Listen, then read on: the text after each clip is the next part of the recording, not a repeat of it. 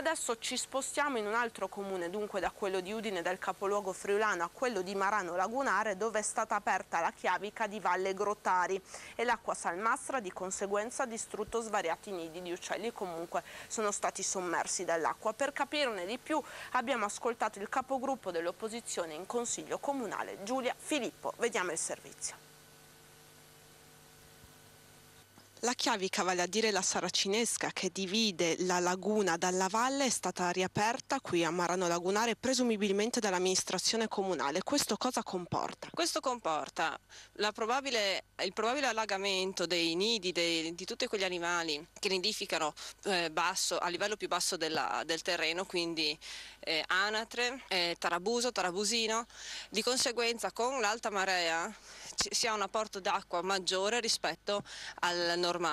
È vero che con le piogge la valle si riempie d'acqua, ma non così tanto come con la chiavica aperta. La chiavica aperta è soggetta alle maree, di conseguenza con la bassa marea l'acqua esce, con l'alta marea l'acqua entra. Il tutto viene aggravato dalle mareggiate legate al mare di Scirocco, per esempio, dove l'acqua all'esterno in laguna si alza, il livello dell'acqua si alza in maniera notevole e di conseguenza l'apporto è maggiore. C'è da dire che ci sono delle specie di animali che però non possono sopravvivere con l'acqua salmastra, dunque possono vivere solo nell'acqua dolce e rischiano di morire. Sì, infatti gli anfibi, che sono fonte di nutrimento per tutti gli aironi cenerini e molte altre specie animali, rischiano di morire a causa dell'acqua salata, a causa del cambiamento della salinità dell'acqua. C'è anche da dire che non ci sono solo gli animali, ma ci sono anche le residenze adiacenti alla valle che rischiano l'allagamento. Io confido innanzitutto che la chiavica venga chiusa come è stato promesso dal sindaco in altra sede,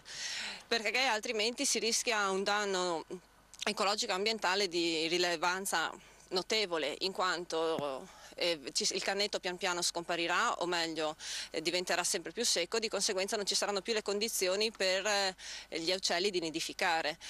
Ovviamente cambieranno le condizioni anche per gli anfibi, che sono fonte di alimento per gli uccelli, però ci saranno problemi anche per la popolazione, la quale rischierà di andare sotto. E cambiamo